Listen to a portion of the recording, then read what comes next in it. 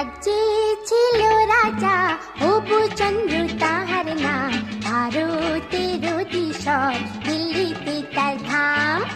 প্রধানমন্ত্রী তার হবুচন্দ্র শুভ নাম, বুদ্ধিতে ভীষণ ধার ঈশ্বরা তার নাম। এক যে ছিল রাজা হবুচন্দ্র তাহার নাম, ভারতের অধীশ্বর দিল্লিতে তার ধাম।